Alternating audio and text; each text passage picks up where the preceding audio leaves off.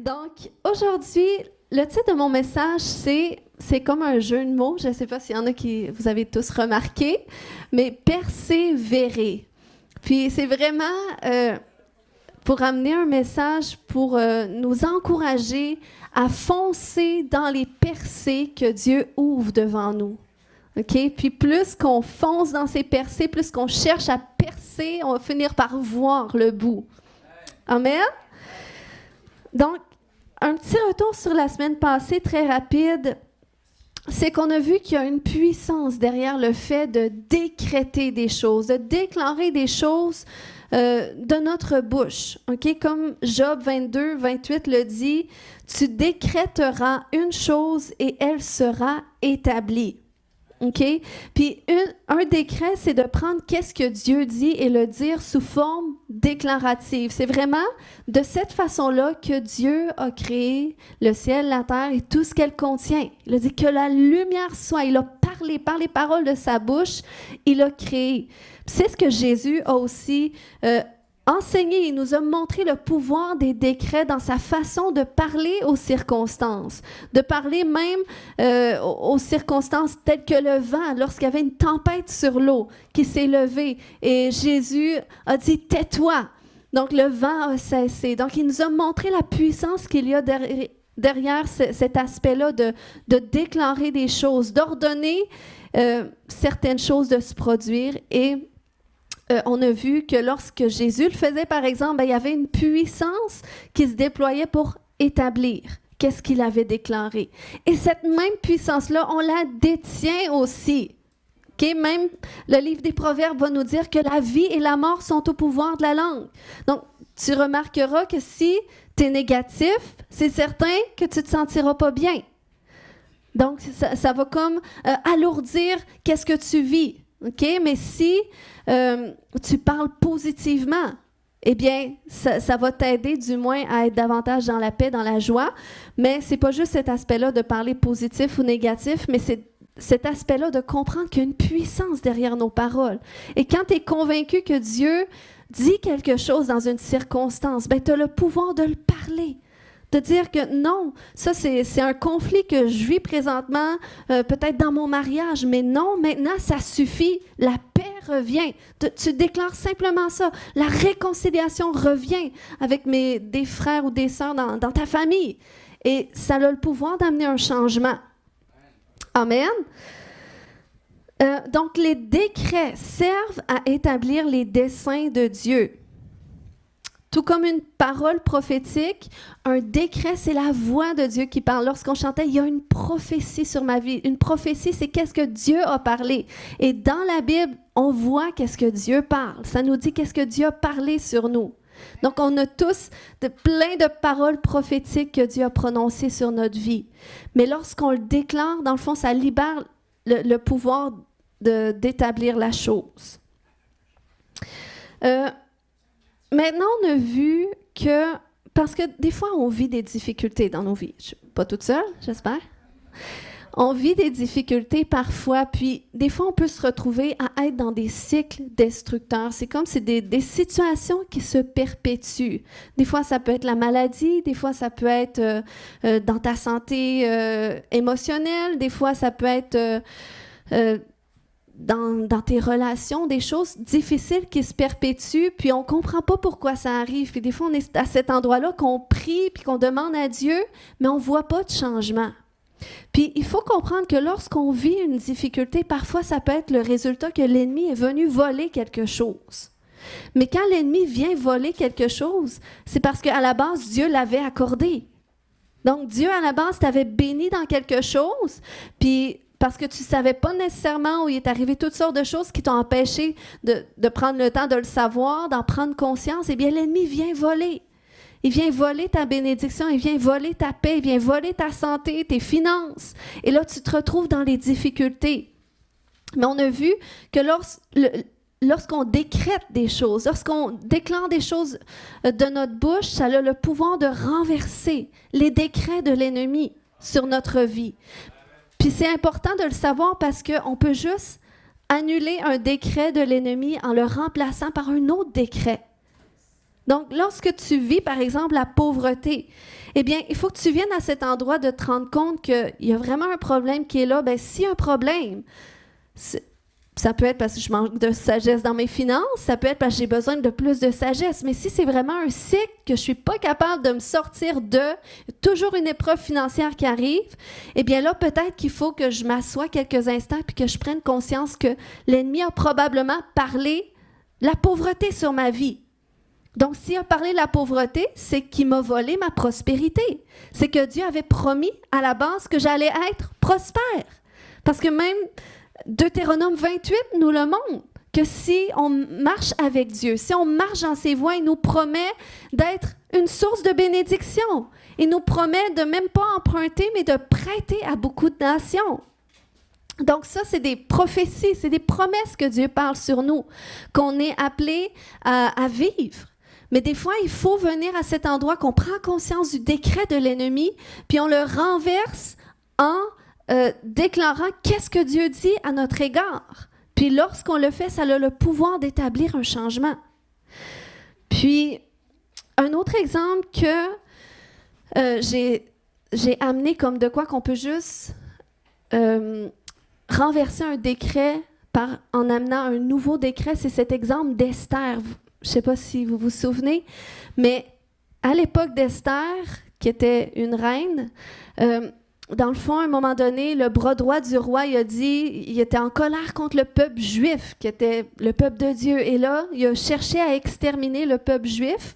Et là, il a fait sortir un décret pour dire, on va exterminer tous les Juifs. Mais là, la seule façon d'anéantir ce décret-là, d'empêcher son accomplissement, ça a été à travers Esther, que Dieu a utilisé pour amener un nouveau décret. Donc, finalement, elle a amené un décret, pas juste pour dire, finalement, vous n'aurez plus le droit d'anéantir les Juifs, mais c'était un décret qui donnait le droit légal aux Juifs de pouvoir retourner la situation et eux-mêmes dominer leurs destructeurs. OK? Donc, on a vu ça dans Esther 9.1. Qui dit « Le 13e jour du 12e mois, c'est-à-dire le mois d'Adar, arriva. C'était le jour où le décret impérial devait être appliqué. En ce jour, les ennemis des Juifs avaient espéré se rendre maîtres d'eux, mais la situation se retourna. » Qui veut vivre des retournements de situation? Ce furent les Juifs qui se rendirent maîtres de leurs ennemis. Donc, notre rôle, c'est de favoriser des retournements de situation parce qu'on va en vivre des épreuves, on va en vivre des choses, des injustices. Puis on n'est pas appelé à tout encaisser, mais on est appelé aussi à prendre position et à dire non, cette chose-là, moi, je suis en désaccord avec ça parce que ça occasionne la destruction dans ma vie. Ça occasionne le malheur dans ma vie. Donc, je me lève, je prends position, je prends qu'est-ce que la parole de Dieu dit et je le déclare sur ma vie. Et par la foi, je vais retourner cette situation. Donc, le Seigneur nous appelle à faire ça. Je ne sais pas si il y en a qui ont déjà comme pratiqué la déclaration depuis que j'ai partagé ça cette semaine. Oui, amen, super. Mais c'est vraiment important. OK. Puis lorsqu'on déclare des choses qui sont en alignement avec Dieu comme ça, lorsqu'on fait des décrets, quand il y a un changement soudain qui se produit, parce que des fois ça arrive, tu vas déclarer quelque chose, puis c'est comme faut tu te tiennes par la foi parce que tu ne vois pas un changement tout de suite. Puis ça ne veut pas dire que Dieu n'est pas derrière ça. Des fois, il nous appelle à persévérer, mais il y a des fois qu'il y a un changement soudain qui arrive, que le miracle se produit, que la percée arrive. Et ça, c'est le genre de choses que Dieu veut faire aussi dans notre vie. Il veut faire des percées. Je ne sais pas s'il y en a que peut-être en ce moment, vous vous sentez dans une situation comme ça, que c'est comme si vous êtes devant un mur. C'est comme si ça avance plus. Il y a une situation qui débloque plus. Ben, dans ces moments-là, on a besoin d'une percée. On a besoin que quelque chose qui se passe pour qu'une ouverture se fasse, puis qu'on puisse continuer d'avancer, puis qu'on vive notre miracle. Puis c'est ce que Dieu veut faire. Veux-tu dire à ton voisin, Dieu veut faire une percée dans ta vie?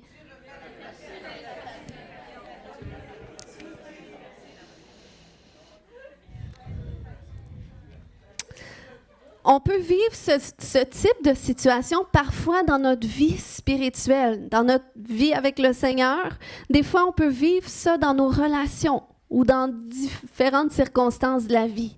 Donc, ça peut nous arriver à n'importe quelle occasion.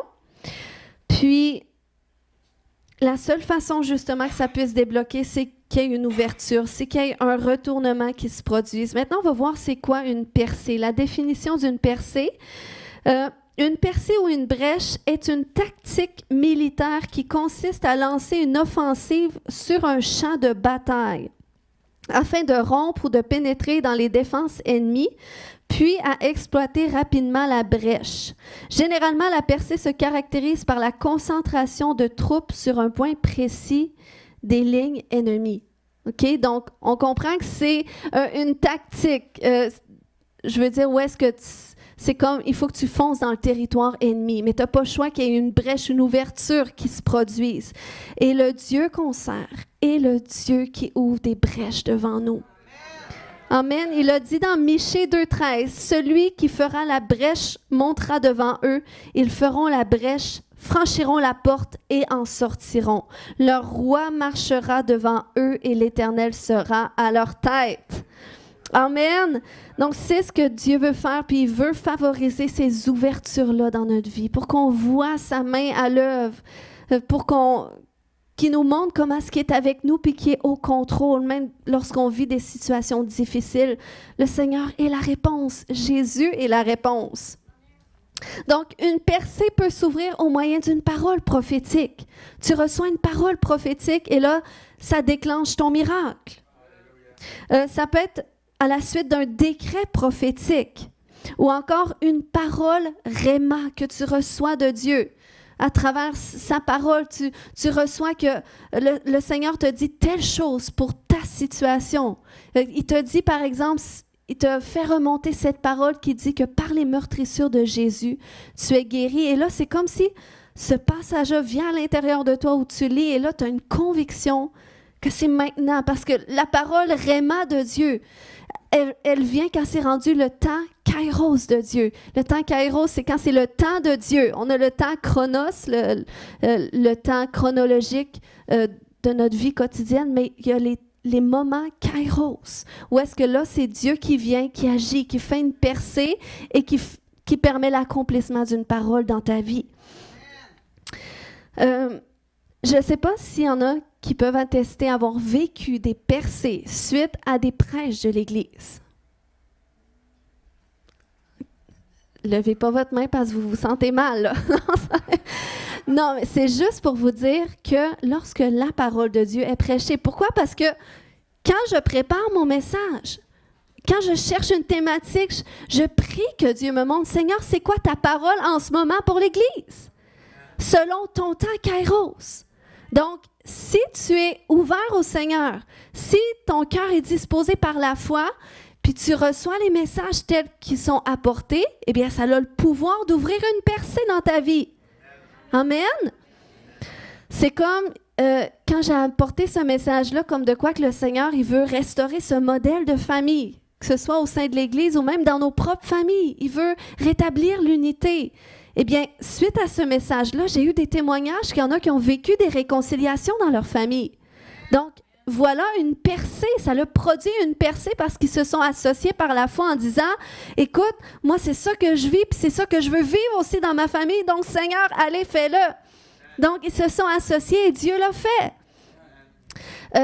Ou quand j'avais amené, il n'y a pas si longtemps, ce message-là, comme de quoi que le Seigneur veut nous donner un nom nouveau. Quand tu viens à ces endroits-là où est-ce que c'est comme à cause de que tout ce qui t'accompagne de ton passé, c'est comme tu as du mal à vraiment continuer d'avancer dans qu'est-ce que Dieu a pour toi. Puis des fois, tu as besoin que le Seigneur arrive. Puis que le Seigneur te confronte à certaines choses qu'il veut changer, puis qu'il te donne une nouvelle définition de toi. Puis j'ai eu des témoignages comme de quoi que le Seigneur, ça a vraiment fait un revirement à l'intérieur d'eux, ça a retourné les choses. Et c'est ce que Dieu veut faire, puis il le fait au moyen de sa parole. Puis, bon, ça, c'est des exemples corporatifs à travers l'Église, mais il y a aussi toutes les paroles que vous recevez dans votre quotidien. Quand vous priez, quand vous prenez du temps avec le Seigneur pour prier, pour lire la Bible, et que le Seigneur vous parle personnellement, que des choses que vous lisez, ça fait tellement de sens, comme si c'est vraiment ça que le Seigneur voulait vous dire en ce moment. C'est parce que c'est vraiment ça que le Seigneur veut vous dire. Puis quand tu t'associes à ça, ça a le pouvoir de faire un changement, puis d'ouvrir une percée. Maintenant, qu'est-ce qui n'est pas le plus difficile nécessairement? C'est pas de vivre une percée dans une situation, mais c'est d'avancer à travers la percée. Parce que des fois, on prie, Seigneur, ouvre un chemin, fais quelque chose de nouveau, que cette percée se produise dans cette situation, mais là, ça arrive, et là, c'est là que les embûches arrivent parfois. Et qu'est-ce qui est difficile, c'est d'avancer dans la percée. OK? Tu sais, c'est pas le plus difficile de dire oui à Jésus. De dire, Seigneur, je veux te donner toute ma vie, je te demande pardon pour tous mes péchés. C'est pas ça le plus difficile. Mais c'est quand tu t'arrives dans ton quotidien, puis que tu dois apprendre à renoncer à toi, à certaines choses de ta vie pour suivre Jésus. Moi, je me souviens quand j'ai donné ma vie à Jésus à travers une simple prière, il y a une paix, il y a une joie qui est venue s'installer à l'intérieur de moi qui était fantastique, qui me donnait envie de suivre Jésus. Mais je pouvais quand même ressentir d'un autre côté de moi cette tristesse-là de devoir renoncer à certaines choses, de devoir renoncer à ma vie de péché dans laquelle je me trouvais bien. Donc, il y a cet inconfort-là qui fait en sorte que des fois, il y en a qui ne bougent pas plus que ça parce que c'est difficile. Eh bien, on ne continuera pas d'avancer. Mais le Seigneur nous appelle à continuer d'avancer, même quand c'est difficile, même quand il y a des tensions, qu'il y a des obstacles, parce que c'est ça, une percée, c'est une ouverture, c'est une brèche. Donc, ça nous parle aussi que ça peut être étroit. Donc, tu essaies d'avancer, mais il y a comme un courant contraire aussi. C'est un peu comme quand tu fais du vélo, puis tu as le vent qui arrive dans ta face. C'est comme tu donnes tellement d'efforts, mais tu avances très peu. Puis c'est un peu ça des fois, quand le Seigneur ouvre une percée, c'est comme enfin, là tu commences à avancer et là les vents contraires arrivent et là c'est difficile. Mais c'est pas parce que c'est difficile que le Seigneur l'a pas fait. Il faut simplement que tu continues à avancer. Puis si tu continues de percer à travers ça, eh bien là, c'est là que tu vas voir. Tu vas voir ton miracle, tu vas voir le changement de ta situation. Puis c'est ça que le Seigneur veut faire. Des fois, on se dit, ça ne serait pas plus simple que le Seigneur ouvre le chemin grand puis que je puisse traverser dans la paix, qu'il n'y ait pas de confrontation. On aimerait tous ça. Ça, c'est notre pensée humaine. Mais il faut faire confiance à Dieu.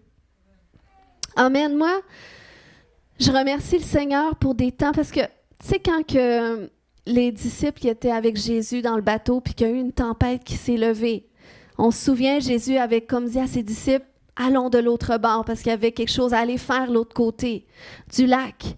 Mais il y a une tempête qui s'est levée sur le lac. Et là, les disciples se sont mis à avoir peur parce qu'ils avaient peur de mourir.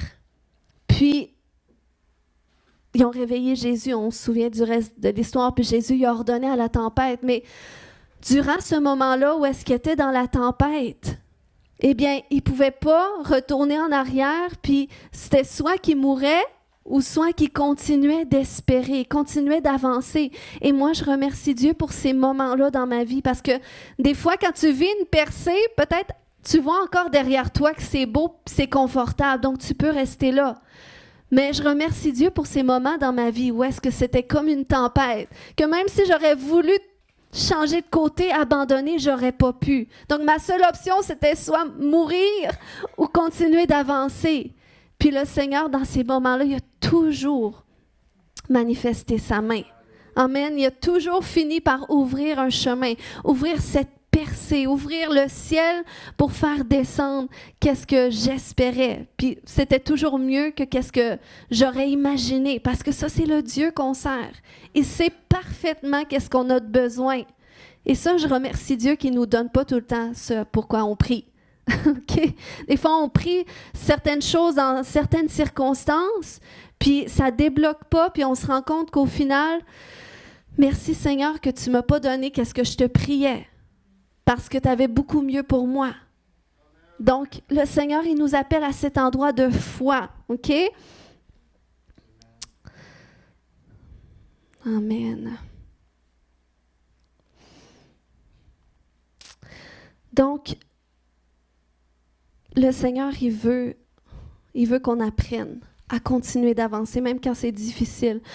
On voit un exemple dans la Bible qui figure un peu qu'est-ce que je vous partage.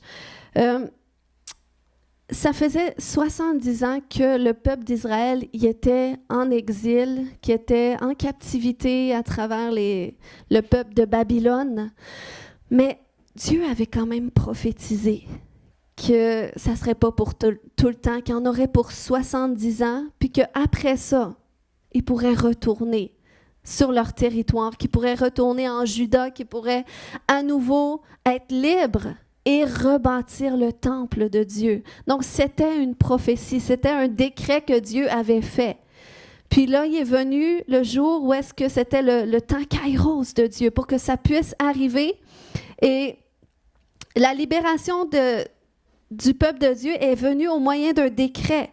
Dans Esdras 1, versets 1 et 2, ça dit que la première année de Cyrus, roi de Perse, afin que s'accomplisse la parole de l'Éternel prononcée par la bouche de Jérémie, l'Éternel réveilla l'esprit de Cyrus, roi de Perse, qui fit faire de vive voix et par écrit cette publication dans tout son royaume. Ainsi parle Cyrus, roi de Perse. L'Éternel, le Dieu des cieux, m'a donné tous les royaumes de la terre, et il m'a commandé de lui bâtir une maison à Jérusalem en Juda. Donc on voit, le Seigneur a réveillé lui-même son esprit. Parce que Cyrus, la Bible nous dit qu'il ne connaissait pas Dieu. Ce n'était pas le Dieu qu'il servait. Mais Dieu l'avait quand même choisi pour accomplir ses plans. Et ça nous encourage. Pour les Cyrus qui peuvent nous entourer parfois dans qu'est-ce qu'on entreprend, des fois on se dit, mais ça serait moins compliqué d'être juste entouré de gens qui connaissent le Seigneur comme moi. Mais le Seigneur peut utiliser n'importe qui en ta faveur. Amen. Et là, il est venu le temps pour que ça puisse s'accomplir. Et lorsque le décret est sorti, eh bien, le peuple de Dieu est passé d'esclave à libre en 1 seconde. À cause de ce décret-là, la percée est arrivée, donc ils ont pu sortir puis aller sur leur territoire et ils ont pu commencer à bâtir la maison de Dieu. Donc, c'était vraiment un jour de réjouissance. Après 70 ans de captivité, suite à une parole déclarative, eh bien là, ils sont libérés. Ils sont plus esclaves, ils sont libres et ils peuvent accomplir ce que Dieu leur demande. Donc, le Seigneur, il va prononcer parfois ces types de décrets sur notre vie qui va favoriser un changement. Puis des fois, je parle de décrets, mais des fois, c'est à l'intérieur de toi. Il y a une conviction intérieure qui va venir en toi pour accomplir un changement quelconque. Et ça, c'est une parole du Seigneur pour toi. Parce que le Seigneur, il parle dans nos pensées, il parle dans nos convictions. Puis, bon, plus que tu chemines avec Dieu, plus que tu es capable de distinguer sa voix de la tienne, puis tu vois les fruits que ça produit quand tu suis sa voix plutôt que la tienne. Mais il y a ces moments comme ça que le Seigneur va mettre dans ton cœur, voilà, c'est le temps de faire telle chose, comme notre sœur qui avait témoigné qu'elle ressentait qu'elle devait aller porter son CV à quelque part et finalement, il y a eu une ouverture extraordinaire, elle a eu un emploi, puis elle est bénie. OK? Donc, le Seigneur, il va faire des changements comme ça dans notre vie et si je vous dis ça, c'est parce que je veux que vous vous y attendiez aussi. Que qu'est-ce que vous vivez, ce n'est pas la finalité. Dieu a plus. Et là où est-ce que vous espérez une percée, Dieu le veut aussi. Amen. Donc, le peuple est passé d'esclave à libre. Puis, non seulement ils étaient libres, mais ils ont été équipés de tout ce qu'ils avaient besoin. Parce que là, ils étaient esclaves. Puis, ils devaient reconstruire le temple d'Israël. Le temple en Juda, le temple, c'est ça. Ils devaient reconstruire le temple, mais il n'y avait aucun matériau. Il n'y avait rien.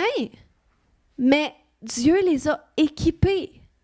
Puis ça nous parle que des fois, on n'ose pas faire des moves ou avancer par la foi dans une direction parce qu'on regarde à qu'est-ce qu'on n'a pas.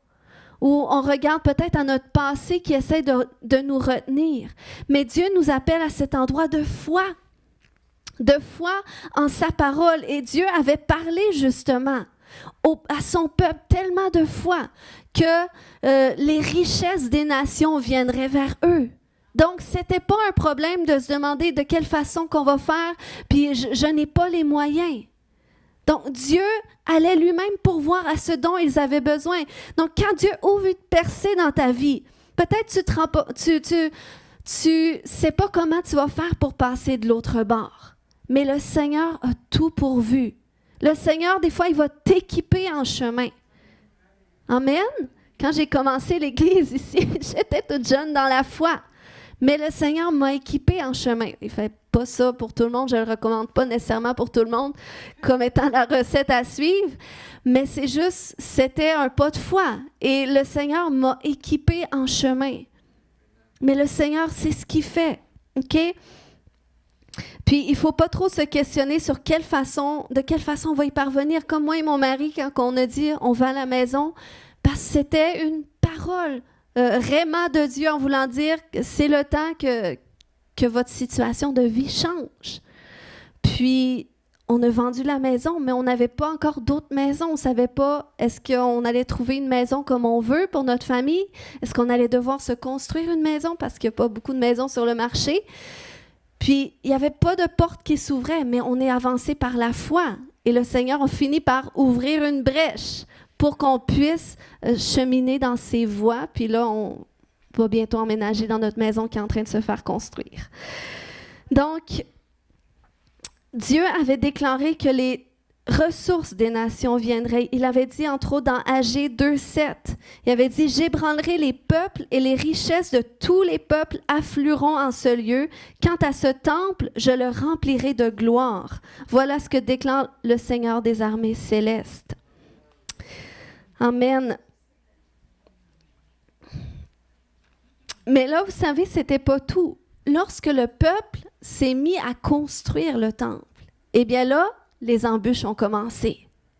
Parce que là, la Bible va nous dire que les ennemis du peuple d'Israël, ils ont commencé à venir. Et ils ont cherché à s'opposer à ce qu'ils étaient en train de faire. Et ça, c'est normal de vivre des oppositions quand tu entreprends quelque chose, quand tu vas être sur le chemin de ton miracle. C'est normal quand tu es en train d'expérimenter une guérison et là, tout d'un coup, tous tes symptômes reviennent. Bien, le Seigneur t'appelle à continuer. C'est comme, il y a une fille que j'accompagne, puis elle a dû recevoir de la délivrance parce qu'elle a touché à beaucoup de pratiques spirituelles. Puis, c'est tellement extraordinaire qu'est-ce que le Seigneur fait vite dans sa vie. Puis, c'est comme cette fille-là, à cause de ses pratiques spirituelles, elle vivait fortement de l'anxiété, mais qu'elle réussissait à gérer parce que, bon, elle était tellement bien formée dans toutes sortes de pratiques pour bien gérer le stress, l'anxiété. Mais après sa délivrance, elle a été confrontée encore à l'anxiété.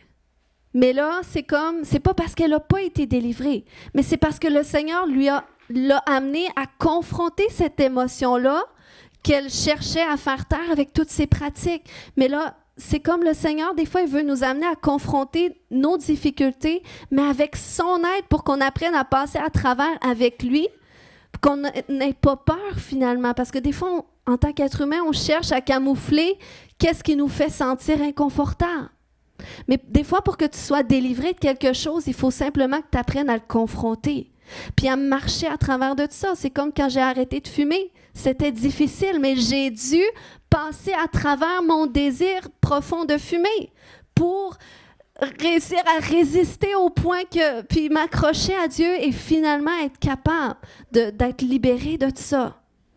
Donc, quand tu luttes avec un péché, avec quelque chose qui te détruit, eh bien, ça serait le fun que ça disparaisse du jour au lendemain, sans que ça fasse mal. Mais des fois, il faut que tu acceptes de passer à travers ta souffrance, mais tu passes à travers avec le Seigneur. C'est ça la différence. Tu laisses le Seigneur te porter à travers cette souffrance, ce sentiment pénible, et parce que tu choisis de le confronter, de garder tes yeux fixés sur Jésus, eh bien, tu vas passer à travers, puis tu vas être pleinement libéré. Amen.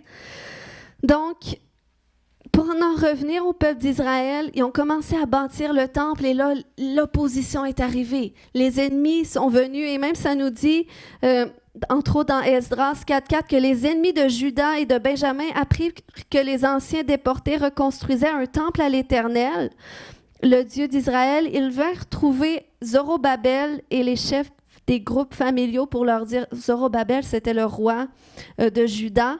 Et là, ils ont dit, nous allons vous aider à reconstruire ce temple, car nous invoquons le même Dieu que vous et nous lui offrons des sacrifices depuis le temps d'Ésar-Adon. Donc, c'est drôle parce que là, ils proposent de l'aide, mais juste au début, ça nous dit les ennemis de Juda. Des fois, le Seigneur nous appelle à avoir du discernement. Quand tu as des gens qui viennent vers toi, qui disent, je vais t'aider ou dans ta situation, tu devrais faire telle chose.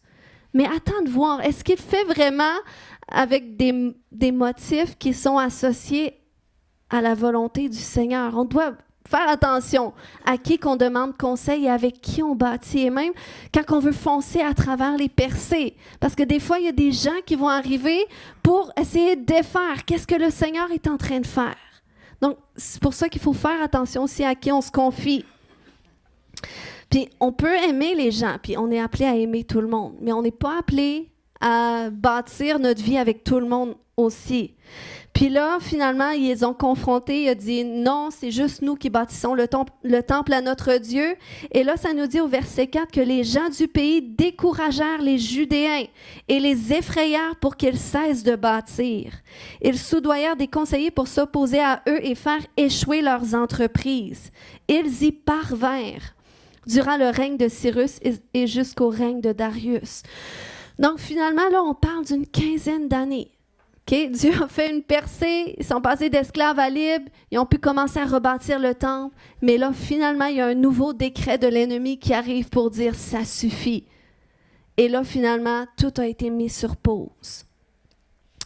Pendant une 15aine d'années. Mais la bonne nouvelle, c'est que ça a repris finalement, ça nous dit dans le règne de Darius, quand c'était le nouveau roi, le nouveau gouverneur, parce que finalement, il y a des prophètes qui ont entendu de Dieu que c'était le temps de recontinuer de bâtir.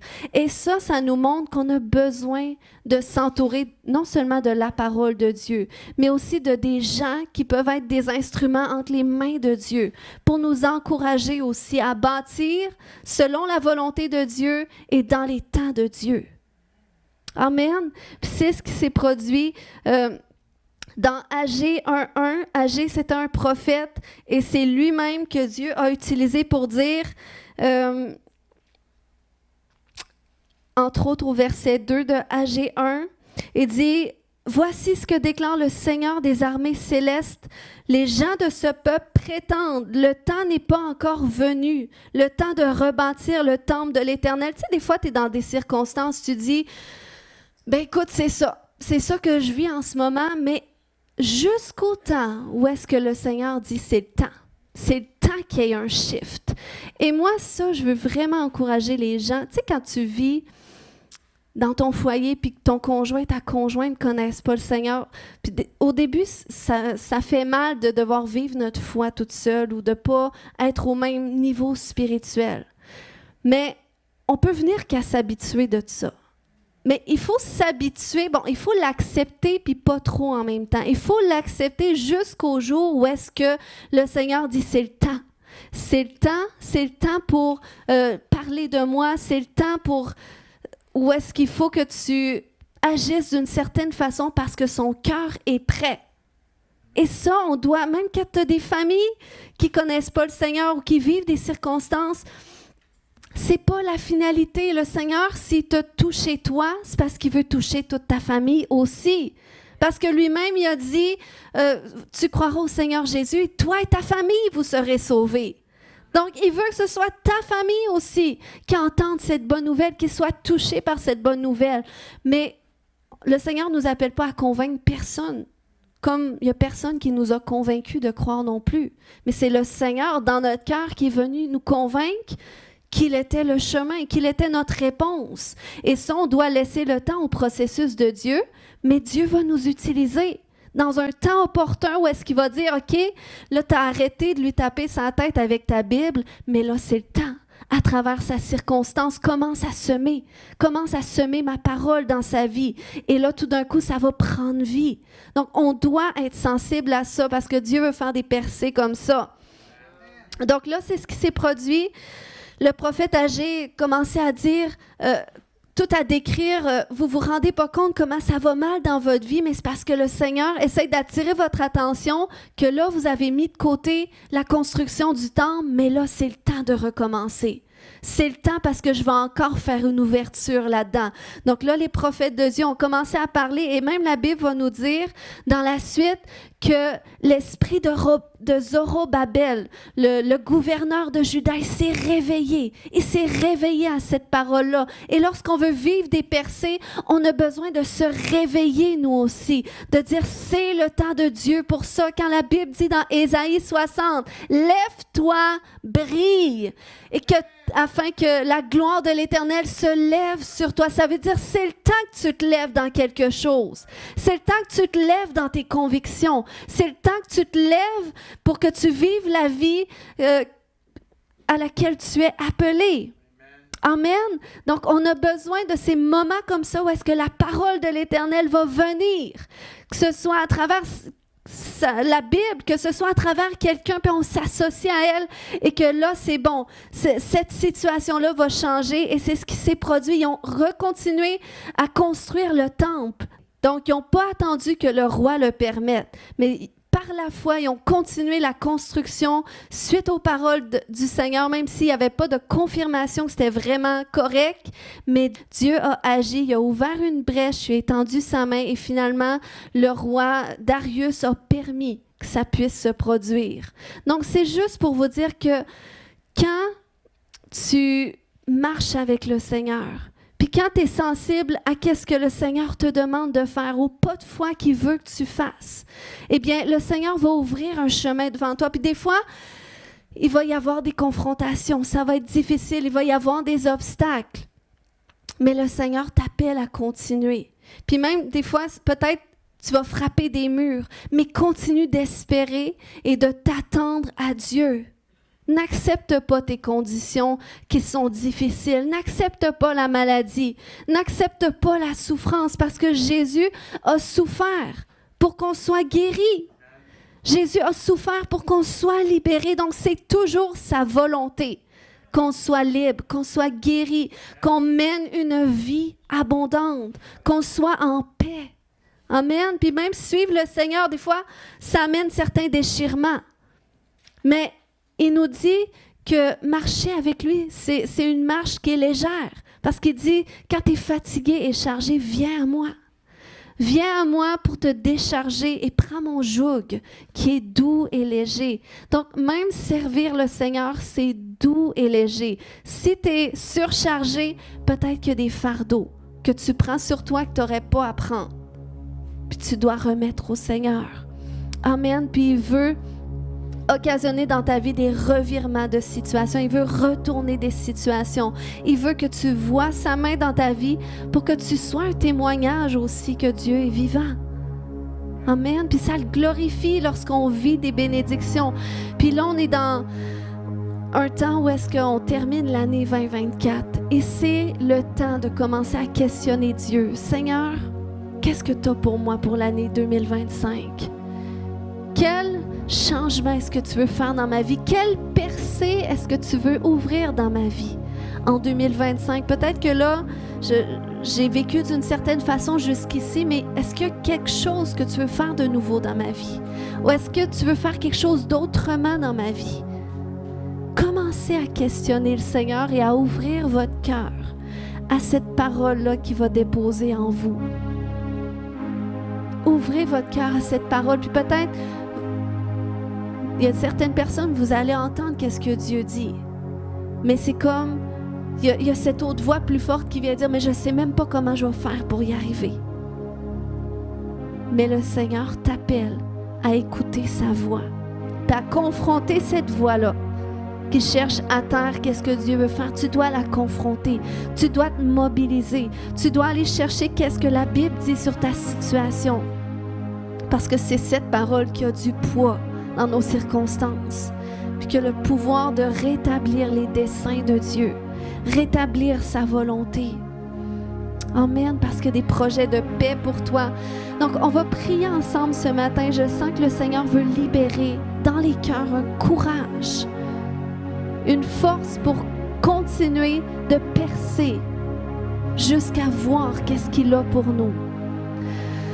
Est-ce qu'on peut se lever tout le monde ensemble pour prier? Alléluia. Seigneur, je te remercie. Je te remercie, Seigneur, pour l'œuvre que tu fais dans notre vie. Je te remercie que c'est toi, Père, qui nous a réunis, Seigneur, dans ta maison aujourd'hui pour qu'on entende cette parole parce que tu veux favoriser des percées dans notre vie. Tu veux faire des changements de situation. Tu veux faire des miracles dans notre vie. Tu veux nous faire vivre plus de ce qu'est te suivre, de ce qu'est marcher avec toi.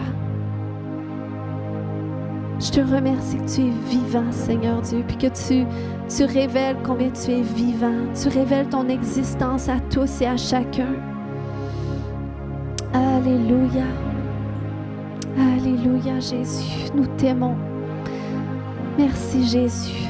Merci pour les projets que tu as pour notre vie, des projets de paix. Seigneur, je prie que tu ranimes dans nos cœurs tous les rêves qui viennent de toi, associés à notre vie. Ranime dans nos cœurs tous les rêves qui viennent de toi, même les plus grands rêves qui peuvent paraître trop grands. Viens les ranimer. Viens les ranimer. Viens les ranimer, Seigneur. Tu dis que quand on place en toi notre appui, on trouve dans notre cœur des chemins tout tracés. Seigneur, viens nous dévoiler ces prochains chemins que tu veux ouvrir dans notre vie. Parce qu'on veut s'associer à toi. On veut s'associer à qu'est-ce que tu veux faire dans nos vies. Puis je veux déclarer que des rêves qui vont monter dans votre cœur, ça va être les rêves de Dieu.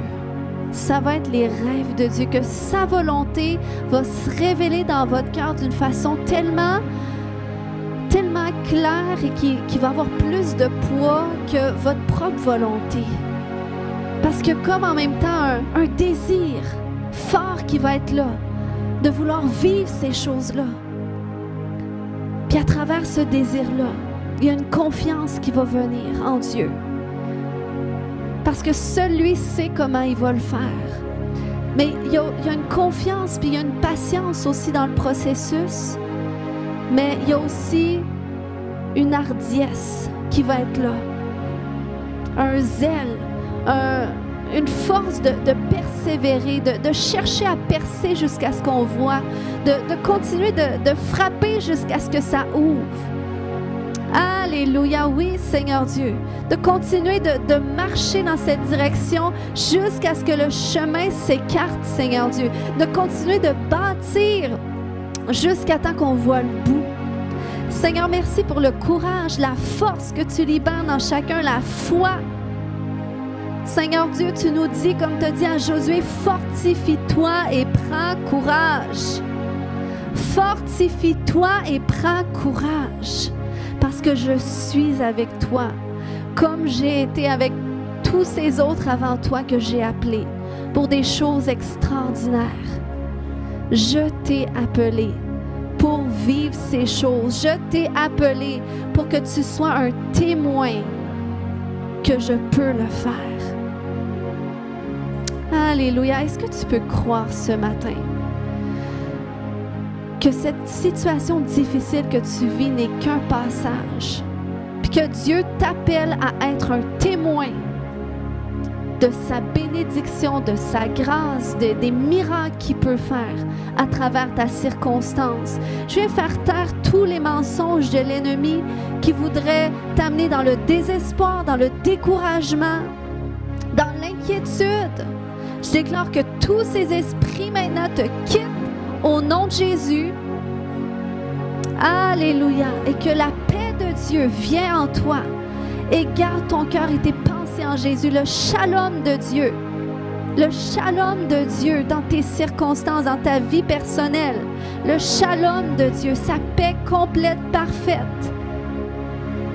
Au nom de Jésus, je veux déclarer que ces situations difficiles vont percer. Qu'il y a une percée qui s'ouvre. Il y a une percée qui s'ouvre pour la réconciliation avec ta famille. Il y a une percée qui s'ouvre pour le salut de ta famille. Il y a une percée qui s'ouvre pour la guérison. Il y a une percée qui s'ouvre dans ton emploi. Il y a une percée qui s'ouvre dans tes finances. Il y a une percée qui s'ouvre par rapport à ton appel parce que tu étais à cet endroit que tu ne savais pas, mais à quoi je t'appelais où il n'y a rien qui prend forme. Mais je déclare qu'il y a une percée qui s'ouvre aussi.